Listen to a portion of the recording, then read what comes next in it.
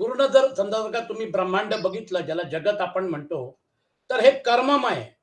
आणि याचं total analysis जर केलं, तर तुम्हाला जन्म, जीवन आणि मृत्यू हा जो सध्याचा जो अनुभव आहे, या अनुभवाचं टोटल गणित म्हणजे रोल प्ले, कर्म. कर्म करण्यासाठी तुम्हाला जे काय बाह्यकरण आणि अंतःकरण दिलेले आहेत, हे सगळे त्या कर्मासाठी आवश्यक आहे. शरीराची रचना बघा, हात, पाय, ब्रेन, किडनी, लिव्हर, हे सगळं कर्माशय आहे. आणि हे तुम्हाला कर्म करण्यासाठी मदत करतं. डोळे नसतील तर काय होईल? कान नसतील तर काय होईल? जर समजा जर का ते जे अवयव आहेत, ते अवयव काम नसतील करत तर काय होईल? हे तुम्ही चांगलं समजू शकता. म्हणून कर्माशय जे आहे, ते कर्माशय म्हणजे तुमचं बाह्यकरण, आपण त्याला करण म्हणतो, उपाधी आहेत त्या. जसं आपण उपकरण म्हणतो, they are instruments for performance. तसं इन्स्ट्रुमेंट्स फॉर परफॉर्मन्स जे आहे, हे तुमचं खरं स्वरूप नाही आहे. You are basically using these instruments to perform. आता परफॉर्मन्स, रोल प्ले करायचा आहे. रोल प्ले करायचा आहे म्हटल्यानंतर त्या रोलमध्ये घुसावं लागेल, त्या रोलला जिवंत करावं लागेल.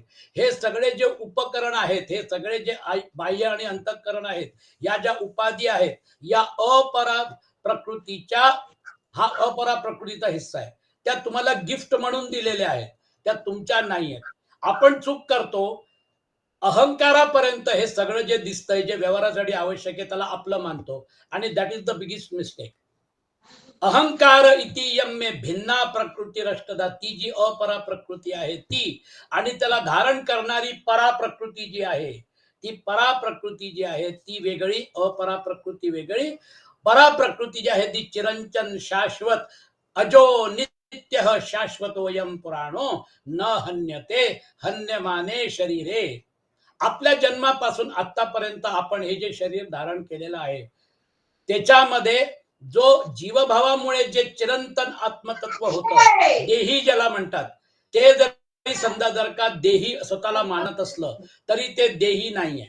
ऍक्च्युअली परफॉर्मन्स जे आहे, ते परफॉर्मन्स फक्त त्या उपाधींमुळेच होतंय. उपाधी गुणमय आहेत, आणि त्या गुणमय डायमेन्शनच्या पलीकडे असलेलं आत्मतत्व जे त्रिगुणातीत आहे, त्याला असा भास होतो की हे मी करतोय. अहंकार विमूढात्मा कर्ताहम इति मन्यते, तिसरा अध्याय. हे जे 18 अध्यायाचे जे हे जे सुरुवातीचे श्लोक आहेत, हे कर्मयोगाला परत रिडिफाईन करतात आहेत. यज्ञोदानम तपश्चैव पावनानी मनीषिणाम. यज्ञ, दान आणि तप. यज्ञ म्हणजे तुमचा जो काय व्यवसाय असेल, जो काय तुमचा जॉब असेल, त्याला यज्ञ म्हणून करा, वर्क इज वर्शिप. आणि म्हणून जर समजा जर का स्वतःला त्यात गुंतवलं, तर मग अनिष्टमिष्टम अनिष्टमिष्टम मिश्रम च त्रिविधम कर्मण फलम भवत्यत्यागिनम प्रेत्य न तु संन्यासिनाम कशित. कर्मफळाचा त्याग न करणाऱ्या मनुष्यांना कर्माचे बरे, वाईट व मिश्र असे 3 प्रकारचे फळ मेल्यानंतर जरूर मिळतात. परंतु कर्मफळाचा त्याग करणाऱ्या मनुष्यांना कर्माचे फळ कधीही मिळत नाही. असंग शस्त्रेन दृढेन चित्वा. ते कर्ममय, जे गुणमय जी सृष्टी आहे, ते परफॉर्मन्स करण्यासाठी आहे. पण जसा तुमचा रोल, कुठल्याही पिक्चर मध्ये रोल करणाऱ्या कलाकाराचा रोल पिक्चर बरोबर जातो, त्याच्यामध्ये जी नावं असतात, त्याच्यामध्ये जे सगळं एक मसाला असतो, तो सगळा त्या पिक्चरचा भाग असतो. त्याला रोल प्ले मध्ये इंटरेस्ट असतो. थोडक्यात का, तर त्याला त्यातून मिळणारा पैसा जो आहे तो महत्वाचा आहे. कर्म कशासाठी आहे? संसारासाठी. पण योग कशासाठी आहे? नित्य परमात्म्याच्या बरोबर जो आपला योग आहे, ते डिस्कवर करावं लागेल. ते जर डिस्कवर नाही केलं तर जन्म वाया गेला. कारण या जन्मामध्ये नित्य योग डिस्कवर करायचा तुम्हाला चान्स मिळालेला आहे. मोठ्या मुश्किलीने हा नरजन्म भेटलेला आहे. 84 लक्ष योनीचा प्रवास हा एकीकडे, आणि मानवाचा जन्म एकीकडे. याच्यामधलं सोल पर्पज, मेन पर्पज तुमचं जे आहे, जीव शिव एकता जी आहे, एक हरी आत्मा जीव शिव समा, ते जे माऊली म्हणतात, ते आपल्या डोक्यात ठेवा. तेच फक्त सार आहे. जे परमात्म तत्व आहे तेच जीवात्म तत्व आहे. जीवभावामध्ये व्यवहार करतंय. जीवभावामुळे व्यवहार करावा लागेल. कारण जीवभाव नसेल तर व्यवहार नाही होणार. नाण्याच्या कुठल्या बाजूने व्यवहार होतो? 1 रुपये, 2 रुपये, 5 रुपये, 10 रुपये, 20 रुपये, तो जो आहे तो नाण्याचा भाग व्यवहारासाठी आहे. तो पण तेवढा आवश्यक आहे. पण त्याच्या मागे बघा, एकच राजमुद्रा आहे. ती राजमुद्रा जर नाही ओळखली तर सर्वात्म भाव जागा नाही झाला. सर्वात्म भाव जागा झाल्यानंतर जीवात्म भाव सुटला. सर्वात्म भाव हे तुमचं मूळ स्वरूप होतं. प्रॉब्लेम कुठे, डिफिकल्टी कुठे? संसारात तर आहेच आहे. संसारात राहून, असंग राहून कर्म करायचे. कर्मचं बंधन स्वीकारायचं नाहीये. आणि म्हणून ते म्हणतात भवत्यत्यागिनम प्रेत्य न तू संन्यामसे नाम कचित. हे जर समजा जर का संन्यासी वृत्तीने, असंग वृत्तीने केलं, परंतु कर्म फळाचा त्याग करणाऱ्या मनुष्यांना कर्माचे फळ कधीही मिळत नाही. संसारात आहे पण संसारात नाही. He is there but he is not there. हेच गणित कठीण आहे. कारण आपण संसारात आहोत, फॅक्ट कॅनॉट बी डिनॉइड. आपल्याला हे 3 शरीर मिळालेत, ते पण आपल्याला डिनाय नाही करतायत. या सगळ्या गोष्टी नॉट विथस्टँडिंग या जरी असल्या तरी पण आपण वेगळे आहोत. आपण जो आहोत तो कलाकारामध्ये घुसलेला जो एक म्हणजे एक व्यक्तिमत्व आहे. ते व्यक्तिमत्व आपण आहोत. आपल्याला काहीही होत नाही. जन्म नाही, जीवन नाही, मृत्यू नाही. रोलला जन्म, जीवन, मृत्यू आहे. या शरीरामध्ये जे तुमचा परफॉर्मन्स चालू आहे याला जन्म, जीवन, मृत्यू आहे. पण तुम्ही त्याच्यापासून वेगळे आहात. ही जी डिस्कव्हरी आहे, this is a discovery, it is not an invention. ते आधी पण होतं, आता पण आहे आणि नंतर पण राहणार. ते जे चिरंतन तत्व आहे, भवत्यत्यागिनम प्रेत्य न तू संन्यासिनाम कशित. जन्म मृत्यूच्या चक्रातून बाहेरच पडला. म्हणून 4 पुरुषार्थ आहेत, धर्म अर्थ काम मोक्ष. एकच धर्म आहे जो 4 पुरुषार्थ टेबलावर ठेवतो. लोक आयुष्य घालवतात धर्म अर्थ आणि काम याच्यात. आणि काही लोक तर अधर्माने अर्थार्जन करतात, म्हणजे विषयच संपला. थोडक्यात धर्म करा, अर्थ करा, काम करा, पण नंतर चौथा पुरुषार्थ मोक्ष पण करून दाखवा. ज्यांनी मोक्षापर्यंत जो गेला तो खऱ्या अर्थाने या जन्माचा सार्थक केला. पंचैतानि महाबाहो कारणानि निबोध मे सांख्ये कृतांते प्रोक्तानि सिद्धये सर्व कर्मणाम. हे महाबाहो, सर्व कर्मांच्या सिद्धीची ही 5 कारणे कर्मांचा शेवट करण्याचा उपाय सांगणाऱ्या सांख्य शास्त्रात सांगितली गेली आहे. ती तू माझ्याकडून नीट समजून घे. सांख्य जे आहे, कपिल मुनींनी सांख्यशास्त्राची रचना केली, अत्यंत सायंटिफिक आहे ती. त्याच्यामध्ये हे 28 तत्व आहेत. 27 तत्व प्रकृतीचे आणि चौथा जो आहे तो पुरुष, ज्याच्यामध्ये सगळं ब्रह्मांड एक्सप्लेन केलेलं आहे. आणि म्हणून ते जे आहे सांख्यशास्त्र जे आहे त्यांनी कर्माला कसं डिफाईन केलेलं आहे, कर्माला कुठपर्यंत खेचून दिलेलं आहे. कारण शरीर जे तिथपर्यंत कर्माचा सोर्स आहे. विज्ञान कारण शरीरापर्यंत गेलेलंच नाहीये. विज्ञान तर फक्त भौतिक डायमेन्शन मध्ये खेळतंय. त्यांना इन्स्ट्रुमेंट्स वापरायचे आहेत आणि या ब्रह्मांडाला समजून घ्यायचंय. पण इन्स्ट्रुमेंटच्या पलीकडचं जे ब्रह्मांड आहे, 95% ब्रह्मांड जे आहे डार्क एनर्जी, डार्क मॅटर आहे. त्याला तुम्ही कसं समजून घ्याल? फक्त 5% ब्रह्मांड व्हिजिबल रेंज मध्ये आहे, फक्त 5%. आणि त्याच्यामध्ये एवढा मोठा स्पेस आहे की कल्पना करा तुम्ही, पृथ्वी आणि चंद्राचं अंतर, स्पेस जो आहे, या ज्या गॅलेक्सीज आहेत आकाशगंगा, या प्रसरण पावतात, डॉपलर शिफ्ट आहे, त्याच्यामुळे त्या आकाशगंगा पसरतात आहे. कुठपर्यंत पसरत जाणार काही कळतच नाही. हे अनंत जे आहे त्याच्यावर हा जो खेळ चाललेला आहे. फक्त 5% ब्रह्मांड आपल्याला कळू शकतं, ते व्हिजिबल डायमेन्शन मध्ये येतं. 95% कसं कळणार? डार्क एनर्जी, डार्क मॅटर आहे, ज्याला एम्प्टी स्पेस म्हणतात. ते एम्प्टी स्पेस नाही आहे, it comprises of dark energy and dark matter. विज्ञान जे होतं 1400 कोटी वर्षापर्यंत गेलेलं होतं. आता जो जेम्स वेब टेलिस्कोप पाठवलेला आहे स्पेसमध्ये, त्यांनी जे काही रिसर्च केलंय त्याच्याप्रमाणे, त्यांनी ज्या इमेजेस पाठवल्यात त्याच्याप्रमाणे ते आता 27 बिलियन इयर्स पर्यंत गेलेले. म्हणजे थोडक्यात 2700 कोटी हे ब्रह्मांडाचं आयुष्य आहे, असं त्यांचं आकलन आहे. हे अव्यक्तापासून बाहेर पडतं, अव्यक्तात परत लीन होतं. हे आपलं शास्त्र आहे, ऑसिलेटिंग युनिव्हर्स. अजून ते फार लांब आहे. आणि ब्रह्माचा दिवस, ब्रह्माची रात्री, ब्रह्माचं आयुष्य, असे अनेक ब्रह्मा आले आणि गेले. हे जे वैदिक शास्त्र याच्यापर्यंत सध्याचं भौतिक विज्ञान पोहोचू शकत नाही.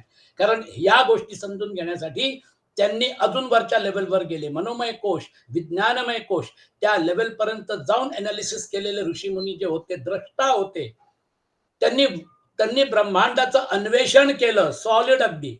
कारण मन जे आहे, त्या तुमच्या आतमध्ये पण मन आहे ना, मनाचं डायमेन्शन समजून घेण्यासाठी मनाचा वापर करा. इन्स्ट्रुमेंटचा वापर कुठे करताय? मनाची ताकद.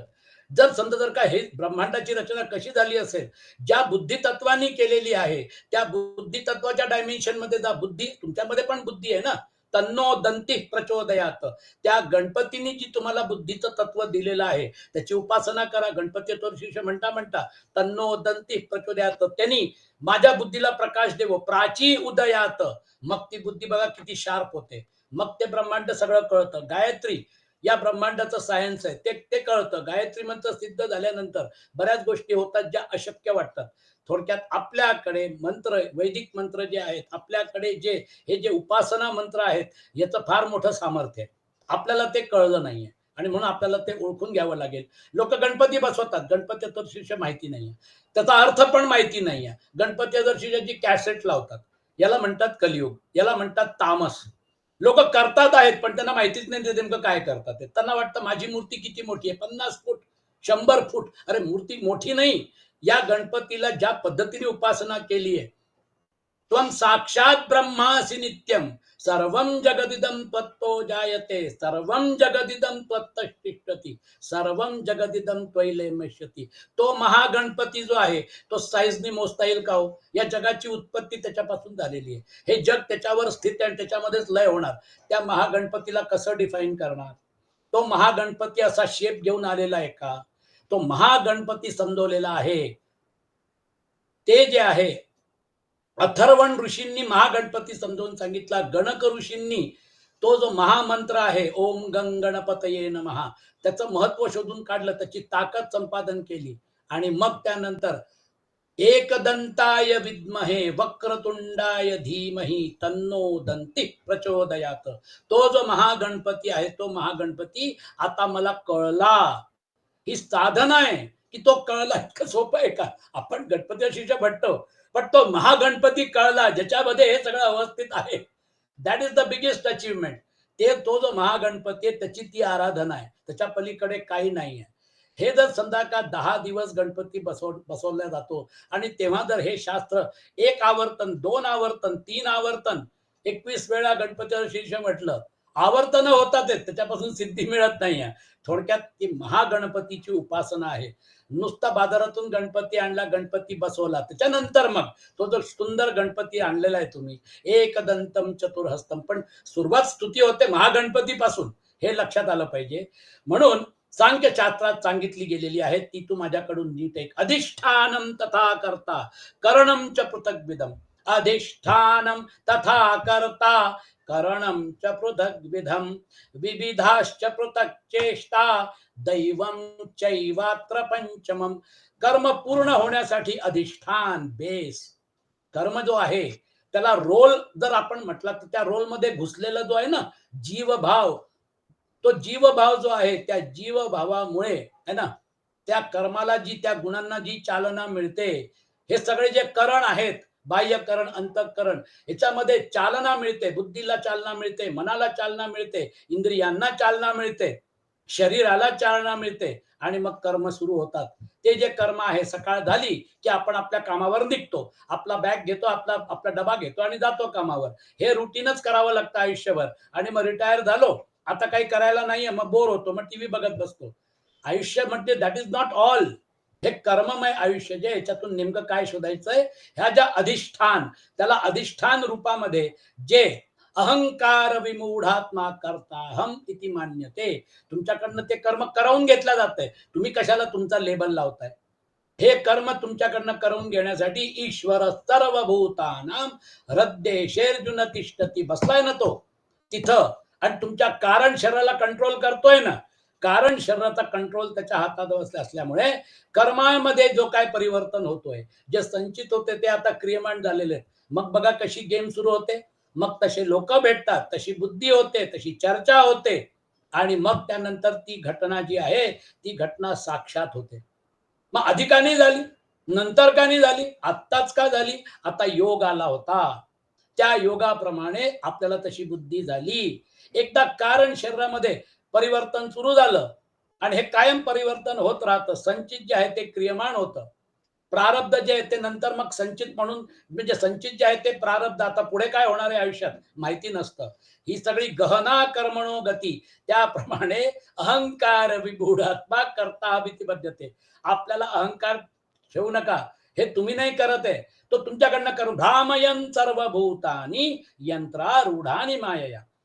आर आर जोशींच्याकडनं काय कर्म करून घ्यायचंय, बदर साहेबांच्याकडनं काय करून घ्यायचंय, कर्नाटकी साहेबांच्याकडनं काय करून घ्यायचंय, हे सगळे कर्म जे आहेत, तोत्रे साहेबांच्याकडनं काय करून घ्यायचंय, हे सगळे कर्म तुमच्याकडनं करून घेतल्या जातील आणि तुम्हीच करणार, अजून कोणी करणार नाही.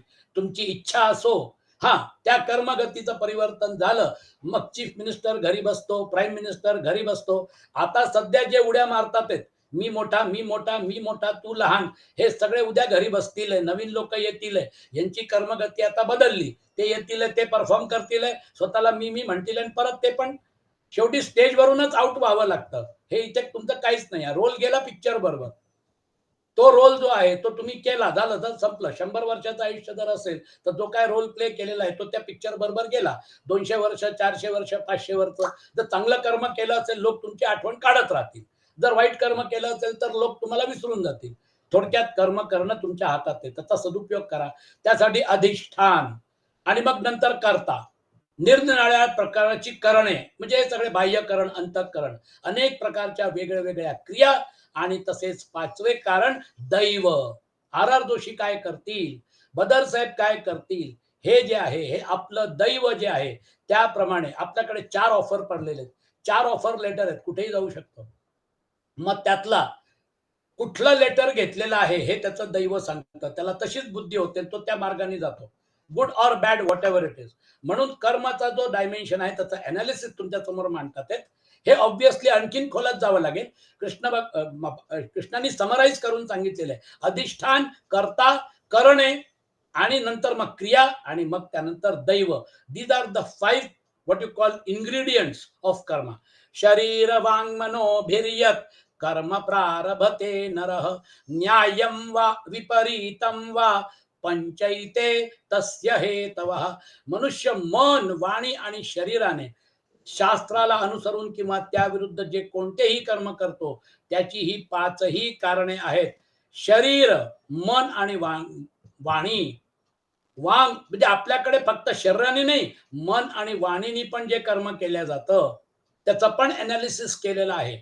म्हणजे थोडक्यात कर्माचं कम्प्लीट डायमेन्शन जे काया वाचा मनसा, हे जे डायमेन्शन आहे याला पूर्णपणे अनालाइज केलेलं हे शास्त्र आहे.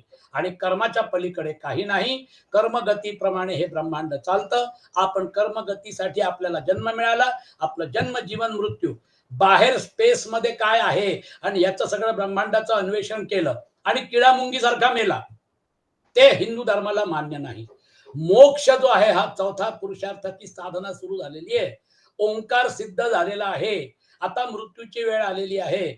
ओंकाराचा जप सुरू झालेला आहे, आणि ओम म्हणत म्हणत त्या ज्या बिंदूमध्ये तो अवस्थित झालेला आहे, जे चिरंतन होतं, जे शाश्वत होतं. मग त्यानंतर काय बिशाते की परत जन्म होईल, काय बिशाते की तुम्हाला भू भुव स्वा मा या गती मिळतील. डायरेक्टली टॉप गती, यद्गत्वा न निवर्तनते तद्धाम परम मम. तो जो एक शेवटचा जो क्षण आहे, त्या शेवटच्या क्षणामध्ये तुम्ही नेमके कुठे आहात.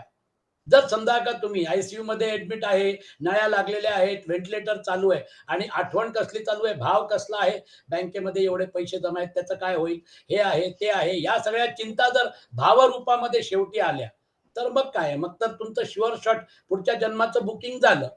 थोडक्यात तो जो भाव आहे, परमात्मा भाव जो आहे, तो परमात्मा भाव जागा व्हावा लागेल. जर तो झाला तर मग तुमच्या आयुष्याचं सोनं झालं.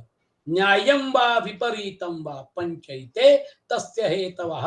या सगळ्या याच्यामध्ये बँकेतला पैसा, हा तो सर्व जे काय तुम्ही इस्टेट जमा केलेली आहे, मी माझं करून बसलाय, हे सगळं काही तुमचं नव्हतं. हे सगळं सोडायचं, व्यवस्थित प्रेमाने टाटा बाय बाय करायचा, प्रकृतीने दिलेले गिफ्ट सगळे तिला परत करायचे, थँक्यू व्हेरी मच म्हणायचं. जे विराट आहे त्याला विराटाचं, म्हणजे स्थूल शरीराचं डायमेन्शन जे आहे इथं दिलं, तसंही तो काढून घेतो.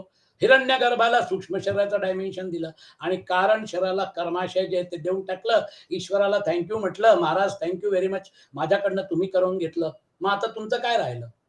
हे 3 शरीर जर समजा का सरेंडर केले, तर तुमचं जे शुद्ध चेतन स्वरूप होतं, ते जे शुद्ध चेतन स्वरूप होतं, त्याला जन्म नाही, जीवन नाही, मृत्यू नाही, ते तर त्याच्या पलीकडे होतं, गुणांच्या पलीकडे होतं. हा जो भाग आहे, हा लक्षात येण्यासाठी आपण सध्या कुठे आहोत याचं पूर्ण एनालिसिस करा. याचं पूर्ण एनालिसिस केल्यानंतर मग यातून बाहेर पडून दाखवा. असं ते शास्त्र आहे. तत्रैवं सति कर्तारं आत्मानं केवलं तु यः पश्यत्यकृत बुद्धित्वान् पश्यत्यकृत बुद्धित्वान न स पश्यती दुर्मती. परंतु असे असूनही जो मनुष्य अशुद्ध बुद्धीमुळे कर्मे पूर्ण होण्यामध्ये केवळ आणि शुद्ध स्वरूप आत्म्याला करता समजतो, तो मलिन बुद्धीचा अज्ञानी खरे काय ते जाणत नाही. ही ती गेम आहे. रोल वेगळा, मी वेगळा. त्या रोलमध्ये मी घुसलो होतो. त्या रोलमध्ये आनंदच्या रोलमध्ये आनंदला मरावं लागलं, असा रोल करावा लागला राजेश खन्नाला. पण राजेश खन्ना नाही मेला. त्या रोल करता करता त्याला हार्ट अटॅक नाही आला. तो कॅन्सरचा पेशंट जो होता, तो कॅन्सरचा पेशंट शेवटचा घटका कसा मोजतो याची त्यांनी किती वेळा रिहर्सल केलेली असेल. म्हणजे थोडक्यात कल्पना करा, मरायचं नाही आपण, मरायची ऍक्टिंग करायची. किती कठीण असेल. मी एक पिक्चर बघितला होता घरोंदा, त्याच्यामध्ये डॉक्टर श्रीराम लागून हार्ट अटॅक आलेल्या व्यक्तीचं त्यांनी म्हणजे ऍक्टिंग केली होती. असं वाटत खरंच अर्थाने हार्ट अटॅक आलेला आहे. हे लोक त्या रोलमध्ये घुसून त्या रोलला जिवंत करू शकत होते आणि असे कठीण रोल जे आहेत ते पण त्यांनी केले, जे अजरामर झाले. किती कठीण आहे बघा. मरायचं पण नाही आहे, पण रोल असा करायचा आहे की असं वाटलं खरंच मेला. आनंद जो आहे त्या आनंदाला मारायचं होतं. राजेश खन्नांनी रोल प्ले केला आणि त्यातून सही सलामत बाहेर पडला. त्या रोलमध्ये गुंतला नाही. तसला हा प्रकार आहे. पश्यती अकृत बुद्धित्वान नस पश्यती दुर्मती. जो खऱ्या अर्थाने जागरूक आहे तो त्या रोलमध्ये घुसतो, परफॉर्म करतो आणि व्यवस्थित बाहेर पडतो. ते शास्त्र भगवान कृष्णाने सांगितलंय. परंतु असे असूनही जो मनुष्य अशुद्ध बुद्धीमुळे कर्म पूर्ण होण्यामध्ये केवळ आणि शुद्ध स्वरूप आत्म्याला करता समजतो, तो मलिन बुद्धीचा अज्ञानी खरे काय ते जाणत नाही. ते जे चेतन तत्व आहे त्या चेतन तत्वाने धारण केलेलं आहे. Obviously for all practical purposes Chetan जे आहे ते चेतनाने तुला धारण केलं नसतं तर कर्म झालं नसतं, ते पण कळतंय. पण कर्म कुठपर्यंत होत आहे? अहंकारापर्यंत ना. अहंकार हे अपरा प्रकृती डायमेन्शन आहे. हे मजेची गोष्ट. हे जर समजा जर का इन्स्ट्रुमेंट्स नसतील तर कर्म नाही होणार. जर समजा जर का हे इन्स्ट्रुमेंट्स नसतील तर शुद्ध पराप्रकृती जी आहे ती कर्ममय नाही आहे. ते जे आहे हे डायमेन्शन जे गुणमय डायमेन्शन आहे, कर्माचं डायमेन्शन आहे, त्रिगुणातीत आणि गुणमय डायमेन्शन याचं जे काय संयोग झालेला आहे त्याच्यामुळे हा सगळा गेम सुरू आहे. आणि म्हणून आपल्या आतमध्ये असलेलं चेतन तत्व जे आहे, हे चेतन तत्वाचा संबंध कट झाला की मग त्यानंतर ते शरीर परफॉर्म नाही करू शकत. ते निष्प्राण होऊन पडलेलं असतं. मग डॉक्टरला विचारा, "अहो साहेब नेमकं काय झालं? याचे डोळे का नाही उघडत आहे? हा बोलत का नाही?" डॉक्टर म्हणणार, "यात हा मेलेला आहे. आता याचं शरीर जे आहे ते शरीर आता डेड बॉडी म्हणून डिक्लेअर झालेलं आहे. हा ब्रेन डेड झाला." "हो पण साहेब आतापर्यंत तर 2 मिनिटं आधीपर्यंत तर सगळं चालू होतं. आता नेमकं काय झालं ते मला विचारू नका. हे तुमचं डेथ सर्टिफिकेट आता बॉडी घेऊन जा." अरे वा रे वा, त्याचं नाव कुठे गेलं? बॉडी घेऊन जा. म्हणजे आता त्याला तुम्ही नाव पण त्याला ठेवायला तयार नाही. आणि तो गेला. आपण हे शब्द वापरतो ना, तो गेला. आता ही बॉडी आहे.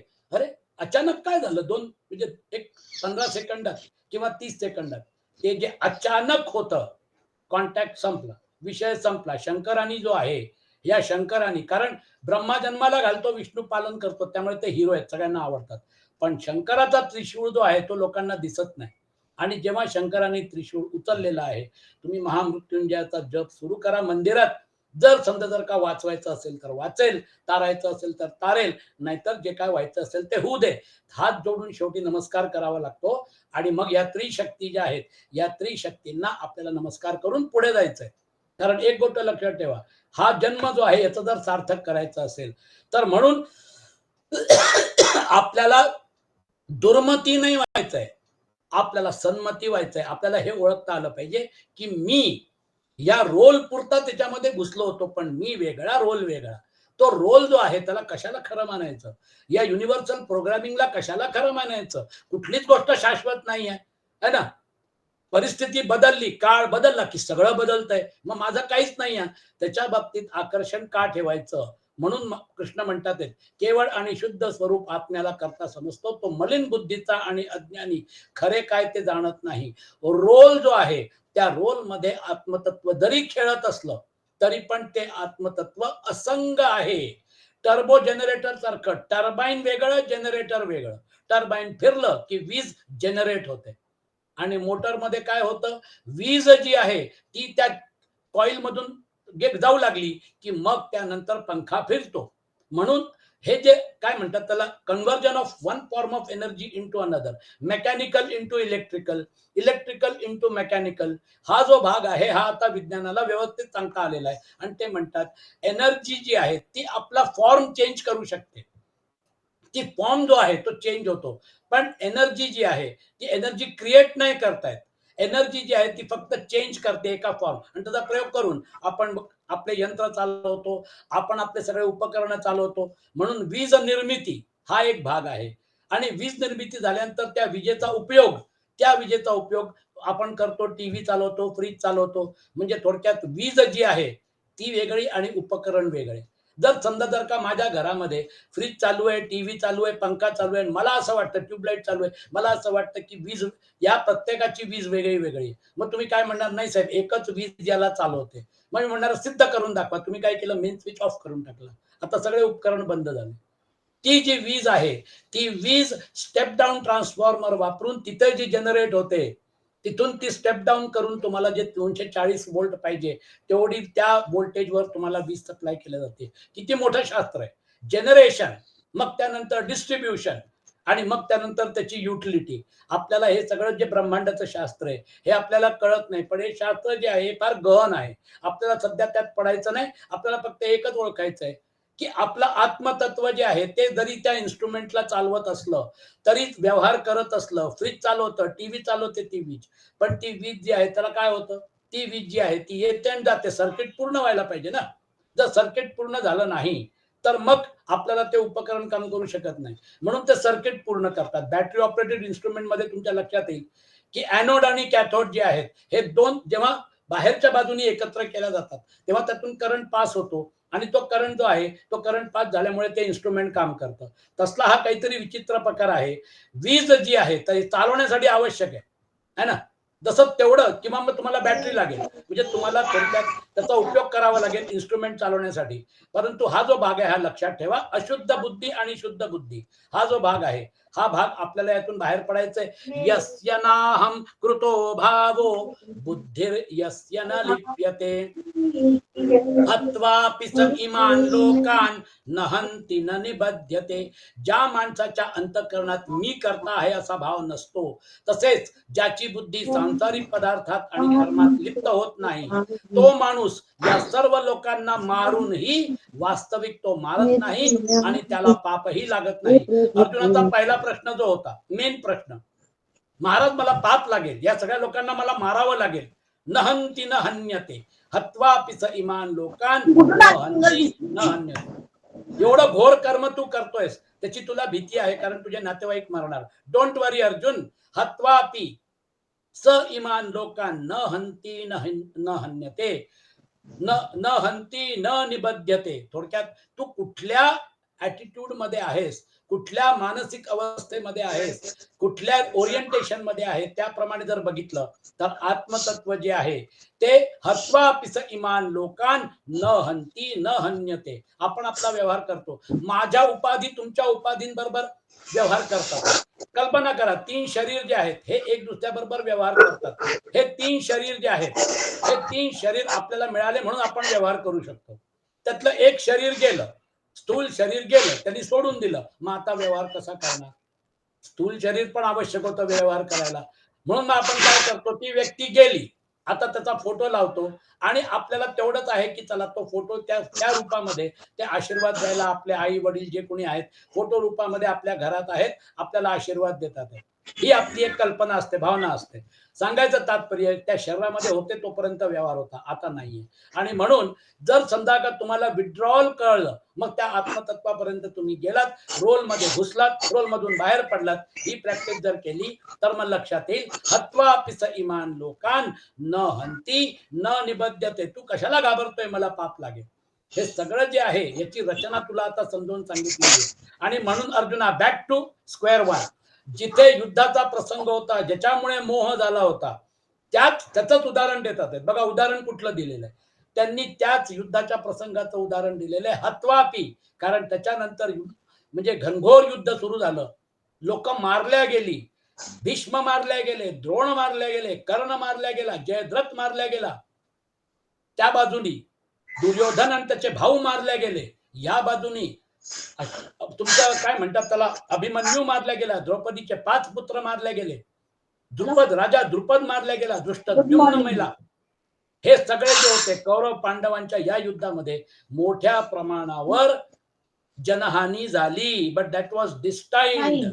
त्याचा आपलं स्वतःचं स्वरूप दाखवलं, विश्वरूप दाखवलं आणि सांगितलं, हे बघ माझं विश्वरूप, आणि निमित्त मात्रम भव सव्यसाची, मी तुला निमित्त करून हे सगळं घडवून आणतोय, रिस्पॉन्सिबिलिटी माझी आहे, तू काळजी करू नको. परत त्या उदाहरण त्या युद्धाचं दिलेलं आहे, हत्वा पिस इमान लोकान न हंती न निबध्यते.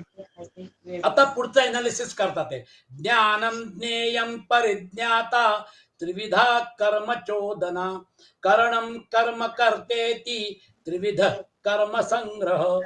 ज्ञाता, ज्ञान आणि ज्ञेय या 3 प्रकारच्या कर्माच्या प्रेरणा आहेत, आणि कर्ता, करण आणि तसेच क्रिया हे 3 प्रकारचे कर्म संग्रह आहेत. याच्यामध्ये आधीच आता कसं आहे माहिती का, आपण म्हणजे बऱ्याच गोष्टी ज्या आहेत त्या आपल्याला ज्या एक्सप्लेन करायच्या आहेत त्या मी तुम्हाला केलेल्या आहेत, पण ज्याच्या आश्रयाने कर्म केली जातात त्याचे नाव अधिष्ठान आहे.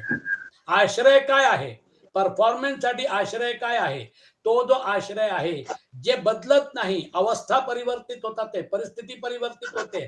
मी एक लहान मूल होतो, नंतर मी बालक झालो, नंतर मी तरुणावस्थेमध्ये गेलो आणि आता मी वृद्धावस्थेमध्ये आहे, हे आपण मान्य करतो. मग आता हे जे आहे आपल्या अवस्था बदलत गेल्या, पण एक शाश्वत तत्व होतं ना, जे शाश्वत तत्व बदललेलं नाहीये, ते जे अधिष्ठान आहे, ते अधिष्ठान जे आहे त्याला पकडायचं आहे. त्याची पहिली पायरी जी आहे तो जीवभावापासून ते सुरू होतं आणि मग ते परमात्म्यापर्यंत जातं. कारण जीवात्मा आणि परमात्मा 2 sides of the same coin असल्यामुळे इथे सुरुवात करा, पण ते तिथे जाऊन सोडा. तो सर्वात्म भाव जो आहे, ती जी राजमुद्रा आहे, तो राजमुद्रा तुमचा अधिकार आहे, त्याच्यामुळे तुम्ही हे सगळं करताय. अधिष्ठान ते आहे, या जगाचं अधिष्ठान जे आहे तिथपर्यंत जायचंय, पण ते व्यक्त नाही आहे, परफॉर्मन्स लेवल वेगळा आहे. आणि म्हणून अधिष्ठान, ज्या ज्या इंद्रियांच्या व साधनांच्या द्वारे कर्म केली जातात त्याचे नाव करण. म्हणून बाह्यकरण आणि अंतःकरण. अंतःकरणामध्ये काय येतात, मन, बुद्धी, अहंकार. आणि प्राण जो आहे हा दोन्हीकडे, म्हणजे प्राण जो आहे तो कॉमन एलिमेंट आहे. म्हणजे आपण काय म्हणतो, अंतःकरण, वेदना अंतःकरणाला होतात आहे ना, मन दुखवलं जातं, ते जे आहे बुद्धी, एक दुसऱ्याबरोबर मतभेद होतात, बुद्धीचे भेद, म्हणजे अंतःकरण जे आहे ते जास्त सेन्सिटिव्ह आणि जास्त फाईन प्रोडक्ट आहे. म्हणून बाह्यकरण, अंतःकरण. पूर्वी केलेल्या शुभाशुभ कर्मांच्या संस्कारांचे नाव दैव आहे. ते जे कर्माशय आहे त्या कर्माशयामध्ये होणारं परिवर्तन जे आहे त्याला दैव रूपामध्ये सिंबॉलिकली सांगितलंय. सत्संग आणि शास्त्राच्या अभ्यासाने तसेच भगवंतासाठी कर्म आणि उपासना करण्यामुळे बुद्धी शुद्ध होते. म्हणून जो वरील साधनांनी रहित आहे त्याची बुद्धी अशुद्ध आहे, है ना. असे थोडक्यात म्हणजे काय, कर्म करण्यासाठी, रोल प्लेसाठी जे काय आवश्यक आहे त्याचा उपयोग करा. सेटमधून बाहेर पडताना मूळ आपल्या स्वरूपात या. जे काय सेटमध्ये केलेले ते सगळं विसरून जा. ते सगळं त्या पिक्चर बरोबर जाणारे हे निश्चित मानून चला. आणि त्या सेटमधून बाहेर पडल्यानंतर आपल्या, जसं तो कलाकार आपल्या उद्योगाला लागतो, त्याला फक्त पैशामध्ये इंटरेस्ट आहे.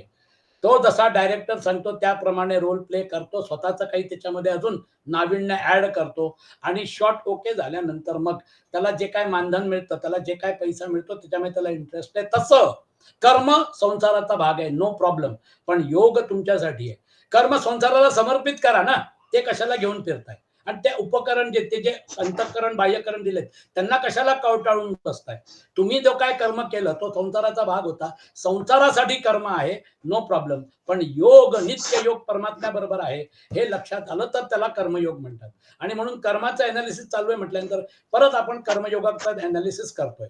आणि दैव हा जो भाग आहे म्हणजे थोडक्यात पूर्ण डायमेन्शन, तिन्ही शरीरांचं डायमेन्शन कव्हर केलेलं आहे. आणि म्हणून आता आपण पुढे जाऊया. याच्यामध्ये आता अजून फॅक्टर जे आहेत, ज्ञाता, ज्ञान आणि ज्ञेय, हा एक ऍस्पेक्ट आहे. आणि कर्ता, करण आणि क्रिया हे दोन अजून ऍस्पेक्ट आहे. आता ज्ञान जो आहे है ना, जाणणारा तो ज्ञाता, ज्याच्या द्वारा जाणले जाते ते ज्ञान, जी वस्तू जाणली जाते ती वस्तू ज्ञेय. आणि म्हणून 13व्या अध्यायात भगवान कृष्ण म्हणतात तो ज्ञानगम्यम आहे. ज्ञानगम्य असल्यामुळे परमेश्वर जो आहे तो चर्मचक्षुनी दिसत नाही. त्याला ओळखून घ्यायचं असेल तर ज्ञान पश्यन्ति ज्ञान चक्षुषा, ज्ञानम ज्ञेयम ज्ञानगम्यम, असं 13व्या अध्यायात त्याचं त्यांनी कन्क्लुजन काढलेलं आहे. आता जी वस्तू जाणली जाते ती वस्तू ज्ञेय आहे. म्हणजे ज्ञाता, ज्ञान आणि ज्ञेय या डायमेन्शन मध्ये आता तुम्हाला भगवान कृष्ण घेऊन जातात आहे. आपल्याला परमेश्वर ओळखायचा असेल तर तथाकथित आपण ज्ञाता, ज्ञेय आणि ज्ञान हे जे तीन गोष्टी वेगळ्या झालेल्या आहेत त्या लेवलवर गेल्यानंतर मग हे सगळे एकत्र झाले. आता ज्ञाता वेगळा राहिला नाही, ज्ञान वेगळं राहिलं नाही, ज्ञेय जे आहे त्याच्यामध्ये हे सगळे समर्पित झाले. बहुता दिसा आपुली भेट झाली, विदेहीपणे सर्व काया निवाली. याला तिथपर्यंत भगवान कृष्ण घेऊन जाणार, ज्ञाता, ज्ञान आणि ज्ञेय. आपण पुढे करू. कर्म करणारा तो करता, ज्या साधनांनी कर्म केले जाते ते करण, आणि करणे म्हणजे क्रिया. आता हे जे आहे हे या संसारातला भाग जो आहे, म्हणजे ज्ञाता, ज्ञान आणि ज्ञेय कळला पाहिजे, आणि कर्म हा तो डायमेन्शन आहे हा पण कळला पाहिजे. आणि म्हणून ते म्हणतात की आता या श्लोकामध्ये ते म्हणतात गुणांची संख्या करणाऱ्या शास्त्रात ज्ञान, कर्म आणि कर्ता हे गुणांच्या भेदाने तीन तीन प्रकारचे सांगितले जाते है ना. ज्ञानम कर्म च कर्ता च त्रिदैव गुण भेदतः प्रोच्यते गुण संख्याने यथावत शृणुतान्यपि. गुणांची संख्या करणाऱ्या शास्त्रात ज्ञान, कर्म आणि कर्ता हे गुणांच्या भेदाने तीन तीन प्रकारचे सांगितले जात आहेत. तेही तू माझ्याकडे समजून घे. त्याला फार सिम्प्लिफाय करून भगवान कृष्ण समजून सांगतात. सत्वगुण प्रधान लोक कसे कर्म करतात, तमोगुण प्रधान लोक कसे कर्म करतात, रजोगुण प्रधान लोक कसे कर्म करतात हे ते एक्सप्लेन करतात. म्हणजे सिंग इज बिलिव्हिंग, लोक कुठल्या ऍटिट्यूडनी कर्म करतात हे तुमच्या समोर मांडतात. सर्वभूतेषु येनैकं भावमव्ययमीक्षते अविभक्तं विभक्तेषु तज्ज्ञानं विद्धि सात्विकम. सात्विक ज्ञान काय आहे? ज्या ज्ञानामुळे माणूस निरनिराळ्या सर्व भूतांमध्ये एक अविनाशी परमात्म भाव विभागरहित समभावाने भरून राहिला आहे असे पाहतो. ते ज्ञान तू सात्विक आहे असे जाण. बघा किती कठीण आहे. कुणाचं तरी माईक चालू आहे, आवाज येतोय. आपला माईक बंद करून टाका. हॅलो, माईक बंद करा. मला वाटतं अलका मॅडम माईक चालू आहे का बघा, आवाज येतोय. हॅलो ना. आता हा जो प्रश्न होता बघा, हा प्रश्न इतका सोपा नाही आहे. हा जो प्रश्न आहे इतका सोपा नाही आहे. पैठणचं ब्रह्मवृंद जे होतं त्याच्या समोर या भावांची पेशी सुरू होती आणि ज्ञानेश्वर म्हणाले एकच आत्मतत्व या सृष्टीला चालवतोय. देव जो ब्रह्मवृंद कन्व्हिन्स नव्हता, तो म्हणाला सिद्ध करून दाखवा की एकच चालवतोय. आता सिद्ध कसं करणार? तिकडनं रेडा जात होता, त्या रेड्याचं नाव पण ज्ञानबा होतं है ना. मग ते म्हणाले तुझं पण नाव ज्ञानबाय, त्याचं पण नाव ज्ञानबाय, तू वेद म्हणू शकतो, तो म्हणू शकतो का?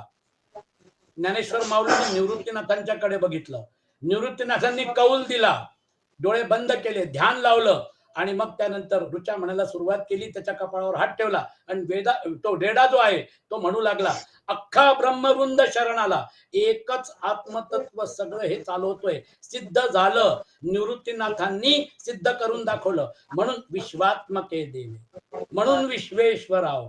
जीवात्म भाव संपला, जीवभाव संपला की सर्वात्म भाव बेसच आहे ना. ती परिस्थिती कायम स्वरूपी निवृत्तीनाथांच्याकडे होती. आत्मतत्वामध्ये कायम विद्यमान राहणारे निवृत्तीनाथ हे सगळे प्रयोग जे आहेत, भिंत चालवणं, रेड्याच्या तोंडी वेद बोलवणं, हे सगळे प्रयोग जे आहेत हे ज्ञानेश्वर माऊलींनी केले. पण याचा काय म्हणतात, निवृत्तीनाथांचा कौल होता म्हणून केल्या गेले.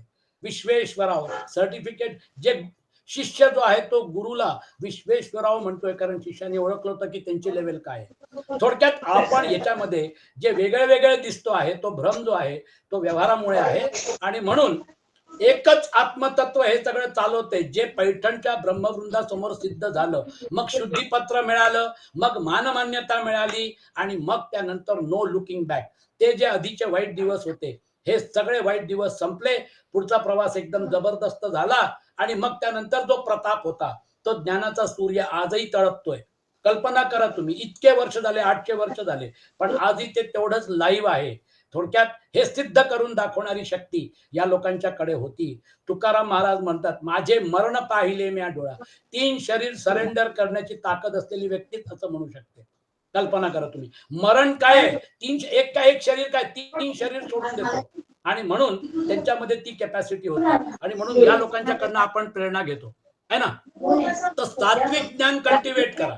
मग त्यानंतर ती जी मागे राजमुद्रा आहे, ती राजमुद्रा दिसू लागेल, बाकी काही दिसणार नाही. तुम्हाला फक्त ती राजमुद्रा दिसली पाहिजे. राजमुद्रा दिसायला सुरुवात झाली की मग सगळ्या कॉइनवर, सगळ्या नोटांवर फक्त ती दिसेल. व्यवहाराचा भाग गौण होईल. संसाराचा भाग गौण झाला, तो व्यवहाराचा भाग आहे ना. खिशामध्ये पैसे आहेत, भाजी घ्यायची, किराणा घ्यायचा, कपडे घ्यायचे, काय घ्यायचे, हा व्यवहाराचा भाग आहे. पैसे जे आहेत ते महत्वाचे. पैसे जर नसतील तर मग काही नाही करता येणार. इकॉनॉमी जी आहे ती त्याच्यावर चालते आणि म्हणून अर्थ जो आहे, त्या अर्थाची ताकद जी आहे ती त्याच्यामध्ये दर्शवल्या जाते. तसंच या सगळ्या, जसं अर्थ या इकॉनॉमीला चालवतं, तसं अधिष्ठान जे आहे ते या पूर्ण व्यवहाराला चालवत आहे. जर समजा का हा भाव कळला तर त्याला सात्विक ज्ञान म्हणतात. पृथक्त्वेन तु यज्ञानम नाना भावान पृथक विधान वेत्ती सर्वेषु भूतेषु तज्ज्ञानम विद्धी राजसम.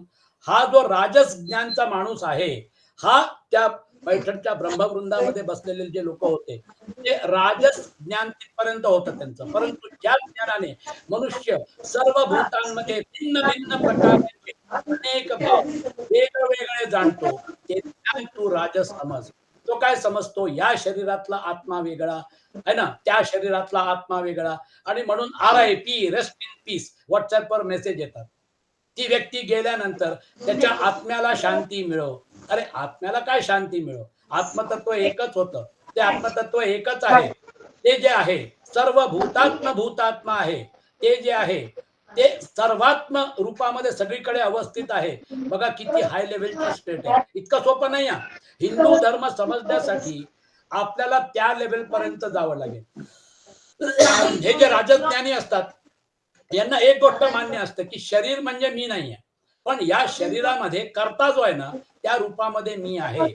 मी जर समजा का या शरीरामध्ये कर्ता रूपात आहे, तर मी वेगळा, तुम्ही वेगळे, हे वेगळे, ते वेगळे. हे राजज्ञान आहे. आता याच्याही खालची अवस्था तामस ज्ञान. यत्तु कृष्णवदे कस्मिन् कार्ये सक्तम हेतुकम् अतत्वार्थवदल्पं च तत्तामसमुदाहृतम्. परंतु जे ज्ञान एका कार्यरूपी शरीरातच पूर्णासारखे आसक्त असते, तसेच जे युक्ती शून्य, तात्विक अर्थाने रहित आणि तुच्छ असते, ते तामस म्हटले गेलेले आहेत. हे स्थूल शरीर म्हणजे मी, याच्यामध्ये चेतन तत्व मी मानत नाही. ही जी बॉडी आहे, ही बॉडी सेल्फ स्टाईल्ड आहे. मेल्यानंतर काय झालं, डेथ सर्टिफिकेट लिहून दिल्यानंतर काय झालं, आता ते शरीर डोळे काने उघडत आहे. आता त्या शरीराचं तोंड काने उघडून त्याच्यात गंगाजल टाकता येतंय. तुला काय करायचंय, झालं, विषय संपला ना. डेथ सर्टिफिकेट लिहून दिलंय, बॉडी घेऊन जा. ते शरीराच्या पलीकडे तथाकथित भौतिक विज्ञान जाऊ शकत नाहीये. त्यांचा प्रॉब्लेम तो आहे, जे दिसतं आहे ते खरं आहे, जे दिसत नाही त्याला मी मानत नाही. विषय संपला. म्हणून भौतिक विज्ञानाचं लिमिटेशन समजून घ्या. त्यांना जर समजा जर का हे असे अवघड प्रश्न विचारले, तर ते म्हणतात अवघड प्रश्न आम्हाला विचारू नका, आम्हाला त्याची उत्तर द्यायची गरज नाही. मग 1400 कोटी वर्षापूर्वी काय होतं माहिती नाही. स्पेस टाइम कुठून आलं माहिती नाही. एवढी एनर्जी कुठून आली माहिती नाही. हे सगळं एनर्जी मॅटरच्या पलीकडे या हे ब्रह्मांड नाहीये. तुमचं शरीर पण एनर्जी मॅटर आहे, माझं शरीर पण एनर्जी मॅटर आहे. यावत जीवेत सुखम जीवेत ऋणम कृत्वा घृतम पिबेत भस्मीभूतस्य देहस्य पुनरागमनम कुत.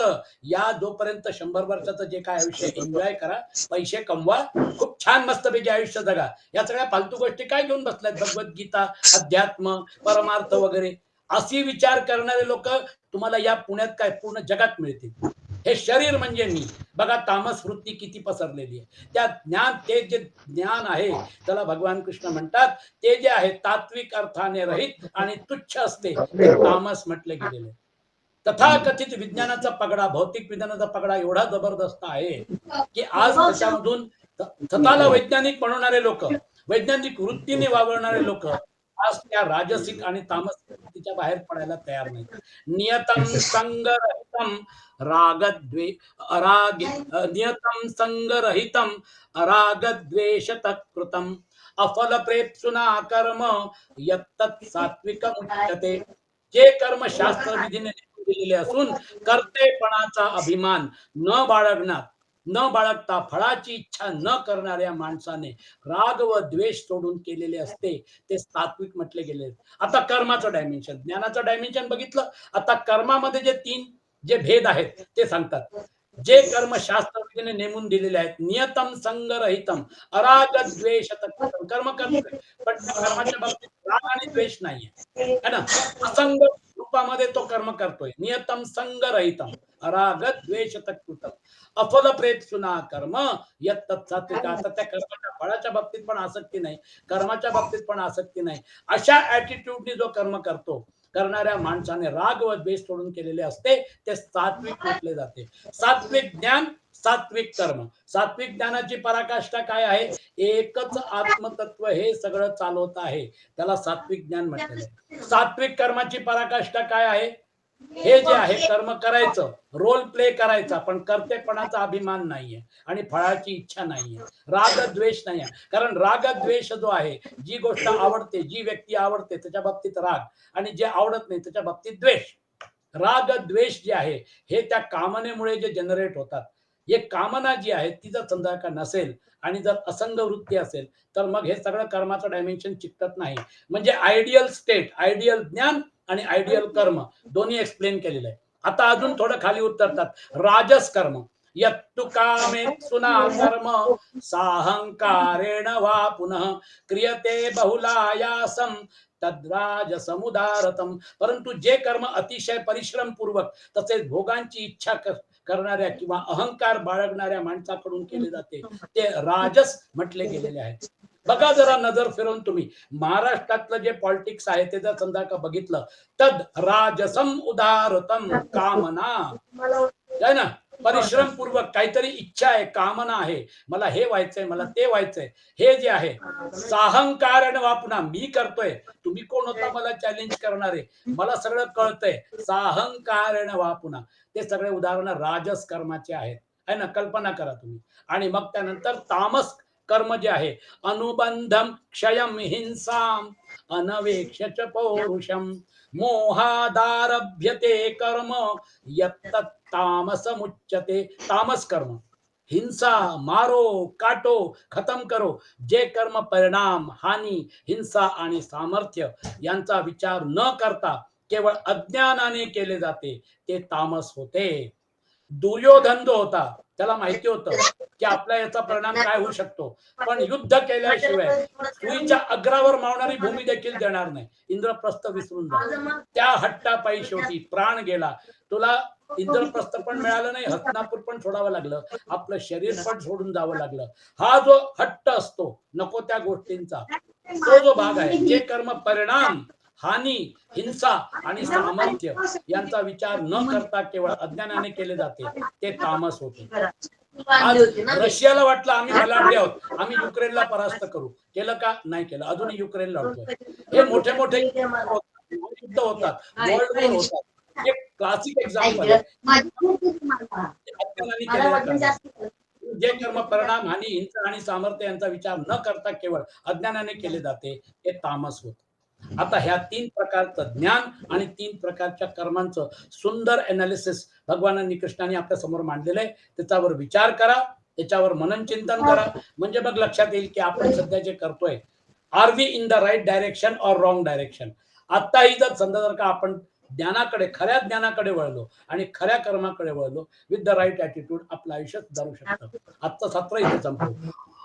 ओम असतो मा सद्गमय तमसो मा ज्योतिर्गमय मृत्योर्मा अमृतं गमय ओम शांति शांति शांति।